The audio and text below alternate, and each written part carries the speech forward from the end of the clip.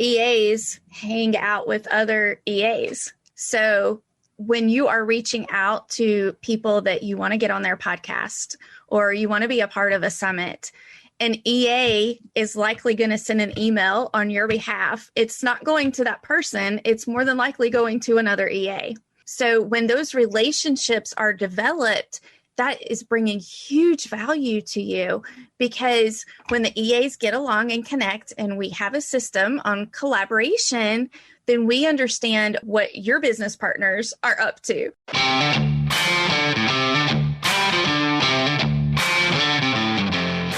You work hard in your business. On the Profit by Design podcast, we ask the big question: what has your business done for you lately? Hi, I'm Dr. Sabrina Starling, the business psychologist, the author of How to Hire the Best, and your co-host on the Profit by Design podcast. Weekly, my co-host, Mike Bruno, and I bring you tips, tools, and strategies from our own experiences and from the experiences of our guests, who are entrepreneurial thought leaders and real-life entrepreneurs, all to support you in making intentionally profitable and sustainable business decisions to live the lifestyle you desire. Profit designers, are you ready to take your life back from your business? If so, I invite you to join us in the Entrepreneurs Take Your Life Back Facebook community that we've started at Tap the Potential. Chances are, if you have a growing business, you're paying a team, and you still feel like you're having to do it all. It shouldn't be this way. Work should support life, not the other way around. And at Tap the Potential, we support entrepreneurs like you in designing sustainably profitable businesses that give you more time for what matters most and more money in your bank account than ever. In our Entrepreneurs Take Your Life Back Facebook group, I'm sharing with you lots of tips, tools, and strategies to support you in a business that gives you your life back. When you join our community, you will get access to exclusive mini trainings from me, including the Better Business, Better Life Jumpstart, as well as the How to Hire the Best Jumpstart. These free trainings are available only to the members of the Entrepreneurs Take Your Life Back Facebook community. There's no charge to join. I would love to see you there and get to know more about you. To join us, go to tapthepotential.com/group. That's tapthepotential.com/group. Profit designers, we are continuing with our topic on how to hire an executive assistant to free up your time so that you can focus on your $10,000 an hour activities. This is part 2 in a 2-part series where Melissa Swire, my executive assistant, is joining me. Today, we are covering how to deal with the fear of letting go and delegating. We are also talking about how to hire an EA and what are the important qualities to look for. I share some ways to suss out those qualities as you are interviewing and getting to know your EA. And we also talk about what to do if things go awry with your EA. So I think this episode will be very helpful to you if you are freeing up your time to focus on your $10,000 an hour activities. Melissa Swire is the founder of Servant Hearted CEO, co-founder of the nonprofit Patriots Cove, and the Elizabeth Dole Fellow for the state of Pennsylvania. She helps entrepreneurs maximize executive assistant relationships so that together they can get their lives back. Her course and coaching program, the Servant Hearted CEO Executive Assistant Certification, prepares executive assistants to support business leaders remotely, ending overwhelm and freeing up their time to do the things they love. Melissa is on a mission to bring financial stability to disabled military veteran families. For every course sold, one is given to a military caregiver, and together we make an impact. Profit designers, at Tap the Potential, we are on a mission right now to be a positive force in social media during trying times for all of us entrepreneurs. In that regard, I would love it if you could help us out. We really want to get behind any of you who are doing good things in your communities, showing up and leading with love. If you are doing something to keep your team together during this time and you're sharing it in social media, or you come across another entrepreneur who is being a gift from their gift in some way that you notice, please use the hashtags lead with love and be a gift. Our team at Tap the Potential is on the lookout in social media for those hashtags, and we will be reposting those social media posts from the Tap the Potential social media. Let's all lead with love, be a gift, and shine bright during these trying times. Melissa, welcome back to part 2. And as we were planning what we need to talk about today, we have so many topics around how to hire an EA, how to let go of fear, and how to delegate, the qualities that make that to look for in an EA, how to set your EA up for success. We have so many things we want to dive into. We might need 5 or 6 episodes. We might need a whole course, but for now, we're going to see how far we can get today in this podcast. And there was so much, the feedback that we've gotten already from the episode that released prior to this one, there's so much interest in this topic because our entrepreneurs and our Entrepreneurs Take Your Life Back Facebook group are really grasping the need to be able to focus on the $10,000 an hour activities and how it's not serving them anymore to hold on to other tasks in interest of saving money. They're really recognizing that when they free up their time and focus on higher value activities in the business, that EA that they bring on, that executive assistant, is an investment that's allowing them to work at a higher level in the business. And our clients in our Better Business, Better Life program, we have, I think, 4 EAs who have been following what we're up to in the Entrepreneurs Take Your Life Back Facebook group. And so I just want to shout them out here in this episode because what they're doing is they're showing up and wanting to support the business owners and what those business owners are doing in our Better Business, Better Life program. So they are actively learning and engaging in what we're teaching in our Better Business, Better Life program at Tap the Potential by being in our Entrepreneurs Take Your Life Back Facebook group. So just kudos. And Melissa, if you want to name them out for us and we can shout them out here. Yeah. So we've had Sonia, Gina, Heather in our group, and myself. Yes. And Georgette is actually becoming an executive assistant. And, you know, I reached out to them and asked their interest on why they're in this group. And here's a tidbit for an executive assistant that is truly an A player. So when we are following our clients and their businesses and we're going through those emails, if you are reading a book, we're likely to read the same book. We're likely to follow the same people that you're following on social media because we want to show up for you and your business as best as we can. So those are opportunities for us to learn and grow as well.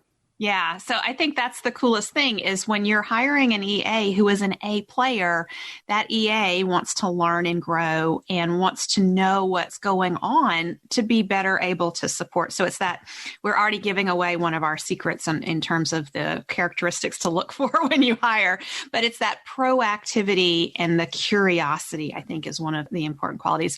I also want to shout out Nicole. She's our new EA coming on board at Tap the Potential, and she's been in the Entrepreneurs Take Your Life Back Facebook group as well, following us.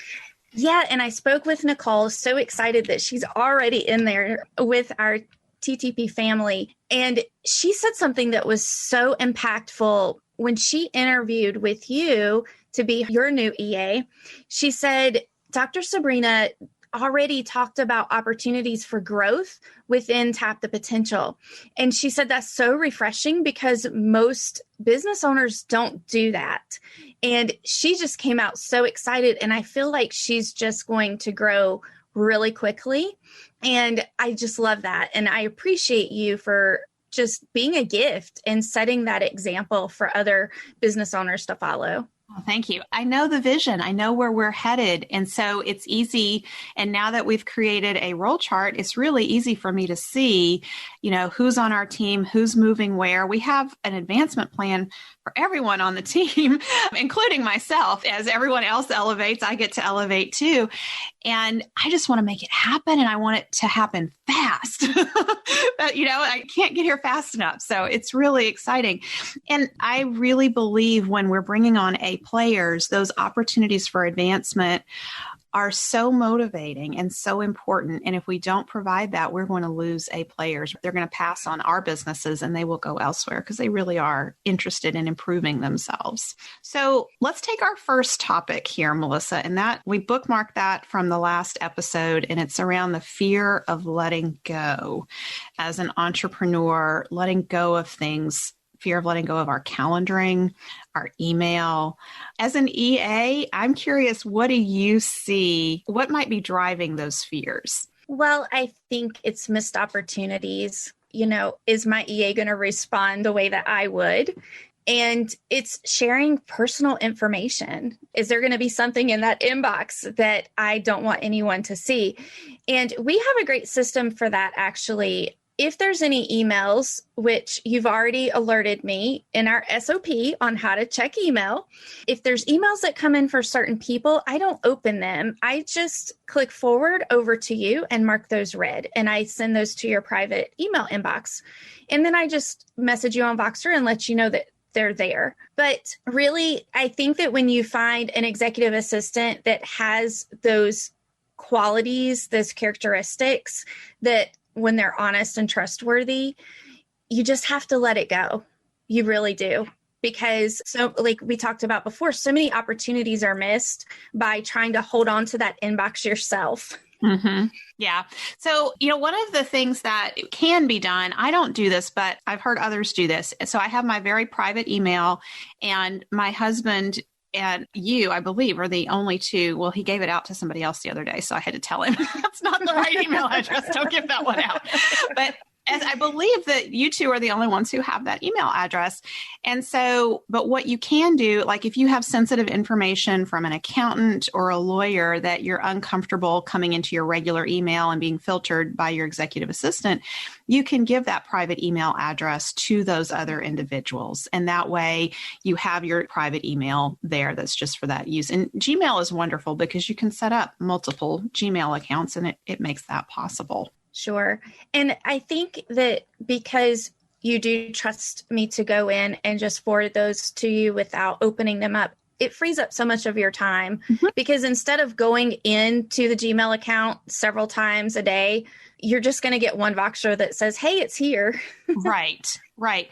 And, it really is about trust. And when you're hiring, making sure that the individual that you're hiring is somebody that you feel like you can trust. And we will, in just a little bit, we'll talk about the qualities, and maybe I can share some about how you suss out if someone is trustworthy or not, because that's an important quality for sure. And I've heard some horror stories, not anybody in our circle, but I was in a Facebook group and someone commented that they had a bookkeeper that they hired who they gave access to their bank accounts, and the bookkeeper did some awful things that caused them to lose money. So, that is a concern. So we'll talk about the trustworthiness piece in a minute. The other side around fear of letting go is the calendaring and, letting somebody else control your time. Yeah, we actually have. So that's where the ideal day calendar comes into play. And we just set that up from the beginning. It's my day is, for example, 9 to 3, and do not schedule any appointments before or after. And you're so brilliant with this. You just let it go. And you say, you have control of my calendar.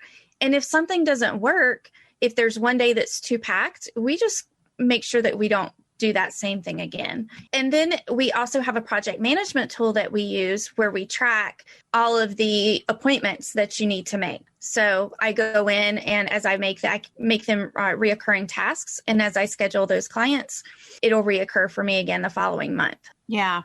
And that's the thing, this ideal calendar that Melissa is talking about, that is in our workbook that Melissa's created for us at tapthepotential.com/EA.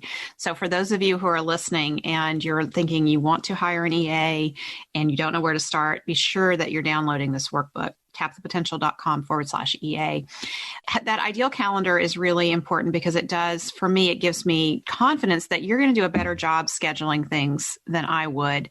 And it also you don't schedule that much for me in my personal life, but an EA could be doing that as well. And so, with my kids' activities and work, and then my husband's calendar, there's multiple moving pieces. And so an EA can help integrate things. There's technology that an EA is going to be much better at than the business owner usually, around how to integrate multiple calendars and to just be able to see at a higher level what's going on. And one of the things that I appreciate, Melissa, is that you're engaging in the back and forth communication with people to get me scheduled. And you have a system for doing that. If I were doing that, it would be squeezed in between everything else, and it would be very chaotic. It has been very chaotic in the past when I've tried to do my own scheduling. And EA is that's a dedicated role that person is doing that for you. And it saves a tremendous amount of time. So, just to say, I'm scared of letting go. I'm scared somebody's going to miss opportunities or not respond appropriately when there is an opportunity. I think one of the important qualities to hire for in an EA is someone who is able to operate at a professional level themselves. And it's another spoiler alert. I think one of the important qualities to look for in an EA is opportunity spotter. So somebody who is on the lookout they want to understand who you are and what you're up to in your business. And they're an extra pair of eyes out there looking for opportunities for you. So like Melissa, you look for podcasts for me to go on. You're looking for Facebook groups for me to go into and share and teach in those groups. And so that I don't have time personally to do all of that. I do come across different opportunities and I bring them to Melissa, but she's that opportunity spotter out there doing that. Yeah. And the thing is, before I was handling your calendar, you had too many appointments. And it's very easy to let your EA tell people no, because you're really saying yes to your clients and to the most high priority meetings. And your EA is going to share in a way that is very inviting and appreciative, but yet declining. And it just, again, opens up more opportunities. Yes. And you touched on something there that's so important as to why saying no is important, because if we say yes to every opportunity that comes our way, we don't have time for the higher value, the $10,000 an hour activities. And I want to give another shout out here to Raymond Ray. I think he is an awesome entrepreneur. I follow his work, and he had a Facebook Live comment about, a 10-minute Facebook Live that he did the other day. And he was talking about how as we move up in our businesses, we don't have time for the things that we used to make time for that were important for us to do. And so he was talking about the internal conflict that he feels when someone reaches out and says, hey, can we go grab a cup of coffee, or can we coffee over Zoom? I have something I want to run by you. And he doesn't have the time to do that because he needs to be doing the higher level networking and reaching out and doing podcasts and public speaking events, keynotes, those sorts of things. And so an EA can be really helpful in sorting through what are the highest value activities that you can be doing right now.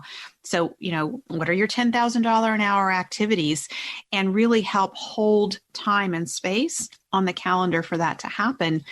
One of the things that we identified when it comes to me working on the 4-week vacation book is I have project weeks where I can focus more intensively on writing and do a deep dive into a project, which is great. And at the same time, that book needs constant editing and nurturing from me. And so we blocked out 30 minutes at the beginning of each day, in which I'm using for editing passes in the book, or it's just 30 minutes of time to do a deep dive into writing a piece of content for the book, where I just know that's my dedicated time. It's my first thing of the day. So when my brain is freshest, and that's helped me to really move things forward. That's high value time.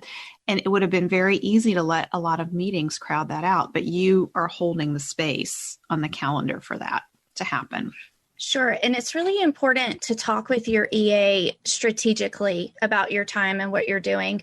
We have a client that did move up within the company and took on a high level role, but still kept going back to the job sites. And in listening to him, what I realized was going to the job sites actually energized him. That's what made him just full of joy and gave him the energy to do those higher level things that he's doing in the office now. So my suggestion to him was blocking just a little bit of time on Fridays or every other Friday to go visit the job site, but bring in goodies, whether it was donuts or cookies, to all of the employees that were working, and put a time limit around that time. So he was showing up in gratitude for the team and what they were doing, but he also had the opportunity to be energized.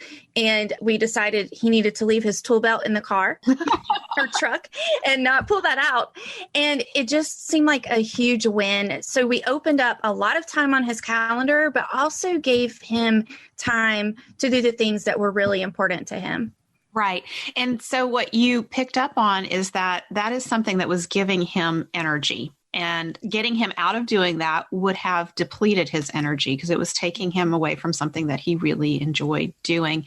I relate to that in terms of my presence in the groups. I try to attend groups 2 weeks out of the month, and then I have the other 2 weeks of the month where it's my project time. And my opportunity to be in groups 2 weeks out of the month, it just fills me up to sit there and be a part of what our clients are working through as Darren and Stacy coach them. And because I'm not in every group, I don't see the day to day. And so when I'm in and I come back a month later and I see like, whoa, look what you've done in a month's time. It's really so much fun to see that happening. And it's that energizing piece. So I would say that is a tip too, is to share with your EA what parts of your work really energize you. And as you're letting go of certain things, what pieces are you not wanting to let go of? What pieces are really important to you to hold on to that give you the passion for what you do? And I think that's a great thing as you're filling out the workbook that we have to write those things down. There's a section in there on tasks that you can delegate to your EA, but then those 10K an hour tasks. And that is definitely things that would go on the 10K an hour tasks because it is really going to motivate you to keep the revenue stream coming in. Yep. And that, as you bring up 10K an hour, it makes me think, I think it's important to clarify that EAs can do $10,000 an hour activities for you. So when you're looking for podcasts that are a great fit for me, or you're helping me find people to endorse the 4-week vacation book, those are $10,000 an hour activities. And it doesn't necessarily have to be me doing all of that. You can support, you can do it. It's very high value work. Sure. And here's another tip. EAs hang out with other EAs. So when you are reaching out to people that you want to get on their podcast or you want to be a part of a summit, an EA is likely going to send an email on your behalf. It's not going to that person. It's more than likely going to another EA. So when those relationships are developed, that is bringing huge value to you because when the EAs get along and connect and we have a system on collaboration, then we understand what your business partners are up to. Yes. So we know, okay, there's a book launch happening or there's a new podcast or something going on in their lives that we can reach out and relate to and offer that support. It's just a great way to keep communication lines open as well. Absolutely. And the value of the networking that happens. And so recognizing that EAs are the gatekeepers. You said you're the bulldog on my calendar. And so for one EA to know another EA and to have that relationship, it can really grease a lot of wheels, so to speak, to keep things going. And I experienced that this week when we were doing Facebook Lives in the Entrepreneurs Take Your Life Back Facebook group. Our guests coming on, I said, do you know what we're going to talk about? Well, I have a general idea. Your EA connected with my EA. It was on my calendar this morning. So here I am. I heard that from at least 2 people. And I thought, that's the beauty of the EA network and that those A players connecting with each other and sharing information. It's very valuable.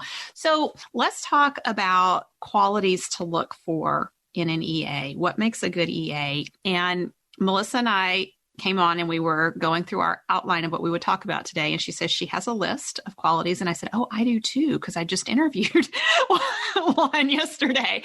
And I said, let's not compare notes. So I have not heard Melissa's list of qualities to look for in an EA. She does not know my list. So I'm going to let you go first, Melissa, and then I will share what I have. Okay. So I have a long list here. Honesty, integrity, loyal, servant-hearted, flexible, positive, trustworthy, dependable, organized, detail-oriented, exceptional communication skills, the ability to see through the noise, proactive, to be able to catch issues before they arise, to treat your client's business as your own, humble yet assertive, knowing your own value and what you bring to the team, and the ability to establish and foster boundaries.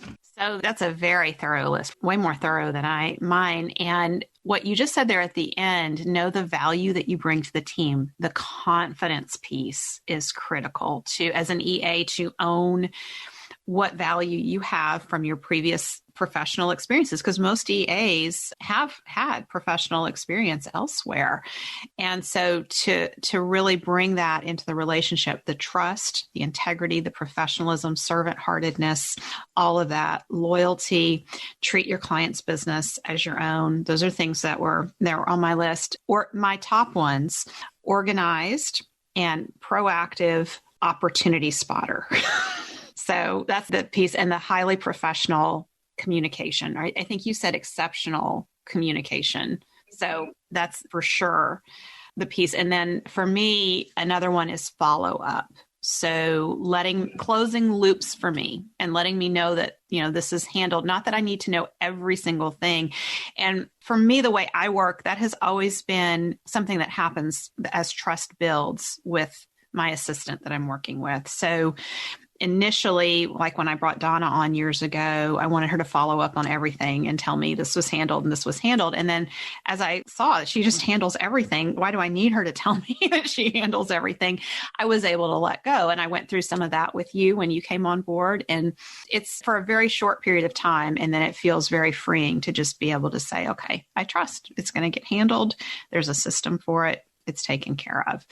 So I want to talk a little bit about how do you suss this out in an interview, and how do you know that the person that you're bringing on actually has these qualities. And so there's two levels of hiring that you can go through. And one level of hiring is where you have no knowledge at all of the individual that you're interviewing. It's a cold interview, and you have to do a lot more due diligence in those situations. So in that situation, I would recommend you follow everything I teach in How to Hire the Best, including the threat of a reference check, meaning that you let someone know ahead of time that if they advance in the interview process with you, that you will ask for certain people that they've recognized or identified in their professional life that you're going to ask to interview, to just really check on what kind of person they are and if what they've shared with you in the interview is accurate. That hands down is one of the best tools to find out if somebody is who they say they are, how they represent themselves is accurate, if it's a cold interview. If it's more of a warm introduction, and we have everyone that we've hired on the Tap the Potential team has been a very, very warm introduction to us. We've known them in multiple circles. We have colleagues in common. We've probably interacted with them professionally. Stacy and I worked together with a client before she was a team member at Tap the Potential. So I knew exactly how she shows up and does things and conducted herself. So it gave me a lot of reassurance. So when you have warm introductions, I think talking to the different people that know the individual that you're considering hiring is the best way to find out if they're trustworthy, are they have an integrity. And the longer others in your network or you have known this individual, you have a better sense of how they show up in different situations. I really believe how we show up in stressful situations reveals our true character. And so if you can identify in the interview, like I asked in the interview yesterday, talk to me about a time where you had a really hard time with another business owner that you worked with, and it just was not going well. What happened and how did you handle it? And what did you learn from it? And those are the stories that really reveal true character. And what I was listening for is not so much what went wrong, is how was this person responding in that situation, and what was going on in her head, and what was she grappling with, and what choices did she make, and what was the ultimate outcome, and now what is she doing differently because of that? And that piece around what is someone doing differently because of that challenging experience points to coachability. And we at Tap the Potential, we want everyone on our team to be coachable, meaning that we can take experiences and learn from them. Mistakes are learning opportunities. We always are learning here. And so if someone has a bad experience and they say, I just learned I'm not going to deal with that person again. I'm like, well, that doesn't, you're not owning anything in that situation. You didn't take anything for yourself from that. You're not a better person because of this experience. So that's a sign of somebody not being coachable. But when someone says, you know what, I looked at my role in the situation and I realized here's what I could have done on the front end, or here's what I could have done in the middle that would have kept it from getting as bad as it did. And here's what I'm going to do to make sure it never happens again. So that points to learning and integrity, and that the piece about trust, if we know how someone's going to handle themselves in a highly stressful situation, we can trust them most of the time, because most of the time we're not dealing with highly stressful situations. And an EA, I know your world as an entrepreneur right now may feel very chaotic because you're juggling a lot of things. When you bring an EA in, one of the things they start doing is putting systems in place for you to settle things down. So in a very short period of time, it gets you out of crisis and reactivity mode and gets you into that more calm. And we haven't even touched on that, Melissa, but that's a huge piece of what EAs do, is really create this sense of calm and order in the business, that things are predictable, things are manageable. There's time and space for what needs to happen instead of just rushing around from one thing to the next. So most of the time we're operating in a calm state, and we don't have to worry about how are people going to be under stress, because we know if we have a stressful situation, how someone's going to show up. Yeah, that is really huge. And it is great when you can find an EA that is referred by someone, but that doesn't always happen. It really doesn't. And I think the biggest thing is when you do bring the EA on is setting the stage to allow for mistakes, for those learning opportunities, and making your EA feel like it's okay to say, hey, I dropped the ball on that. Mm-hmm. Here's the system we have in place now to prevent it in the future, but feeling comfortable enough to be able to own that. And that's another reason why those one-on-one meetings are so important. And your nature is always so calming. Everyone always comments on how even and calm you are. And I feel so comfortable to talk with you and just say, hey, yeah, I'm sorry, I haven't done that yet. And then a lot of times we get into why it's not done. Yeah. And sometimes it's just clarification. We need a little bit more clarification. But in the beginning, it's hard for an EA coming in because we feel like we're taking so much of your time. And I'm here to release you of time. So setting that stage to say, I even Voxered you one day and I said, am I sending you too many Voxers? But setting the stage for the conversations so that you can both be successful. Because a lot of times when there are issues that arise, it's not because your EA doesn't want to do something. There's an underlying reason there. Yeah. And I have a rule of thumb that we always need to look at systems before people. So when something goes wrong and you expected something to happen, but it didn't happen and you thought your EA had it handled, it's very easy to go, oh my gosh, my EA disappointed me and they must not be the person that I thought they were, or something's up. And I always have found with any team member, not just an EA, but with any team member, the best place to look first is, was there a breakdown somewhere in the system? Is there a part of the system that needs to be strengthened? And to just understand, like you said, Melissa, when things go wrong, what's behind it? What's caused it to go wrong? We had some situations in the recent months where all of us who are A players have missed things or forgotten to do something, or, just some quirky thing happened. Well, we've been working at a very high level with a smaller team for 2 or 3 months now. And so what I'm aware of in that situation is A players, we all have our max, our capacity.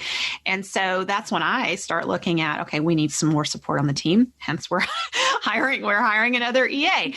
And so, but that's looking at systems over people. And so when you've done due diligence, you've hired an A player, they've come in and they're doing great work for you, and then something goes wrong, or even, multiple things go wrong. It's important to have the conversation and find out what's going on.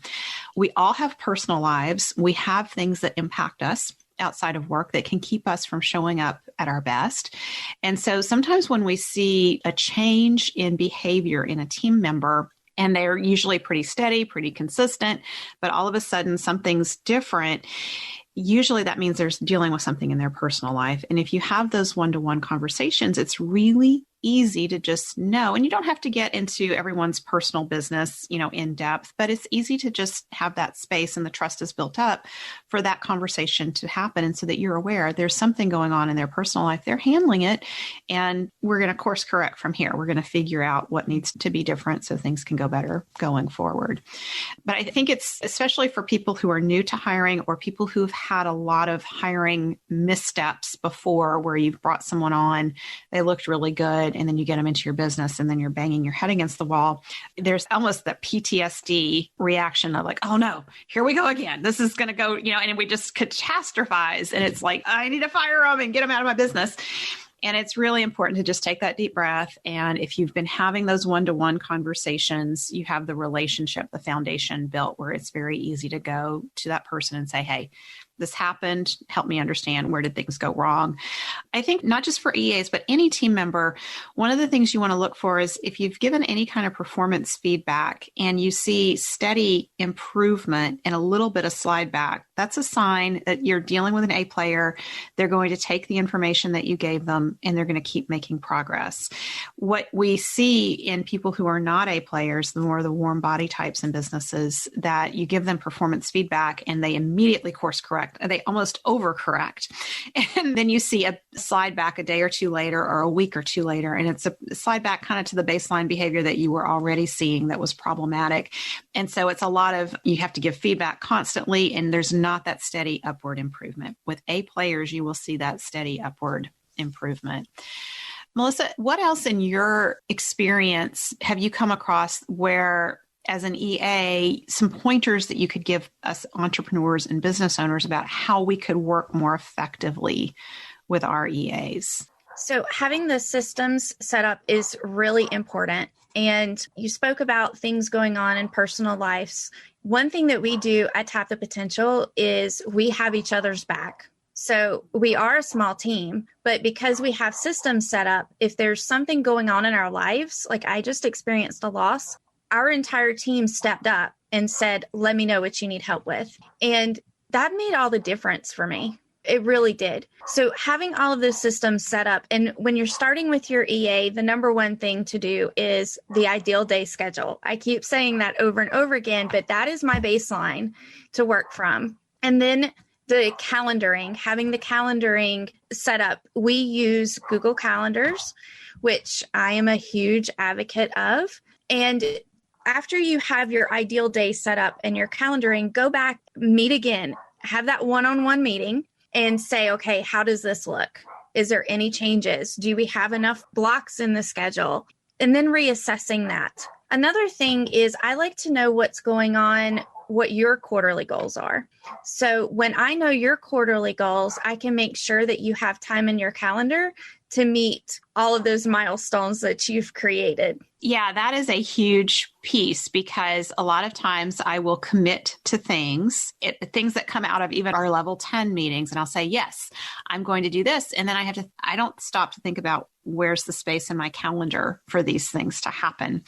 And some of those things can take me away from working on the quarterly goals. So, one of the things that our team does is we have quarterly meetings where we identify our goals for each quarter. And this is something we encourage our clients to do. And we take them through this in the Better Business, Better Life program, the quarterly goal setting. And so that everyone is clear on what the highest priorities are and what the focus is. And then for you, Melissa, to be able to look at my calendar and put those blocks of time in there for me to work on things. And And it's not just independent work. We have some collaborations that we do on the team when someone else has a quarterly goal and they need my input or want my perspective, then we also need to block time for those things to happen as well.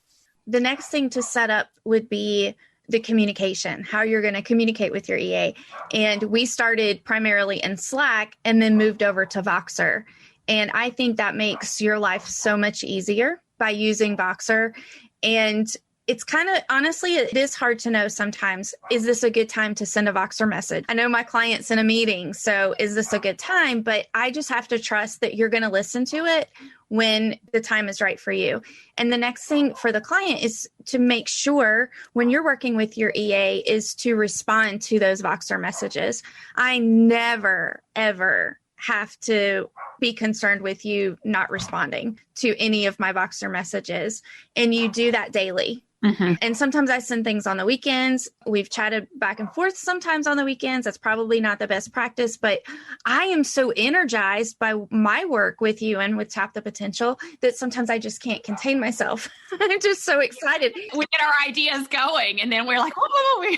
Yeah. And a lot of those ideas come when we are having that downtime and the self-care and doing creative things. So set those boundaries though and say, okay, well, if you message me after a certain time, or if you message me on a Saturday or Sunday, I'm going to respond Monday morning. So those boundaries are important. But when you get to a point with your EA, when it is the perfect fit, I want to talk to you all the time. I want to be able to reach out to you. And that's just something that everyone has to establish for themselves. Right. And I enjoy our conversations too. And so for those who aren't familiar, Voxer is voice messaging. And so if you can't have a conversation in real time, which a lot of times we can't because we're just on the go in between things, Voxer allows you to communicate over voice like sending a text, but you can hear someone's voice. And I like that because I can hear tone and I get a real sense, there's a lot that gets lost in a text communication. So I have a real sense of what's going on. And I will say I'm very good at staying on top of Voxers from you, but I'm not so great at staying on top of Voxers from our other team members. And there's been times they've pinged me in other ways and said, hey, I sent you a Voxer 2 days ago and I haven't heard back from you. So, it really is just having that system that you're going to use to communicate and everyone's on the same page about how it's going to be used. And as I'm saying this to you, I think I need some help. I think as we get Nicole on board, I think I need some help managing my Voxers from others that I might be missing on our team. Yeah. And you can use your EA to filter those messages. Depending on your team dynamics, the EA could be that go-to person where members of the team really go through you because you can be the gatekeeper of those voice messages as well. And then your EA can determine when it's a good time for you to get back to the rest of the team. Or maybe it's something your EA can just handle for you. Yeah. So this has just been a great conversation. And I hope for those of you who are listening and you're really in the weeds of your business and you're recognizing you're not being able to devote enough time to your $10,000 an hour activities, the things that really move the needle for you, that we've given you some confidence in being able to move forward in knowing what an EA can do for you, what to look for in an EA, how to let go of things initially. I think the first things to delegate really are emailing and calendaring because those take so much time. They're relatively easy to delegate, although on the surface it doesn't seem so easy. But we gave some pointers in this episode and the last episode that I think will make it easier for people. So Melissa and I hope that you go forward from this with ideas of how to free up your time and really use this to move the needle in your business and make yourself more effective. Because after all, this is all about work supports life. And we want you entrepreneurs to be taking your lives back from your business. So Melissa, as we go out, do you have any final words that you want to share? I would just say anybody that's on the fence, jump in, even if it's only 5 or 10 hours a week with your EA, it really is the most important hire that you can make in your business. Absolutely. Yes, it's a great place to start. Give it a try. It's very low risk because usually this is going to be an independent contractor. And so if it doesn't work out, it doesn't work out and you can try again. So we hope we've given you that confidence to just jump in there and give it a try because it really can make a big difference. Well, thank you, Melissa. Thank you for having me. Thank you for spending time with us today. Join our conversation in the Entrepreneurs Take Your Life Back Facebook community at tapthepotential.com/group. Share your aha moments from today's episode, ask me questions, and join in on the fun with your fellow entrepreneurs on the journey to designing sustainably profitable businesses that give you more time for what matters most and more money in your bank account than ever. And finally, share today's episode with a friend if you know a friend who would enjoy it. This is real life business. Keep your chin up, keep moving forward. You got this.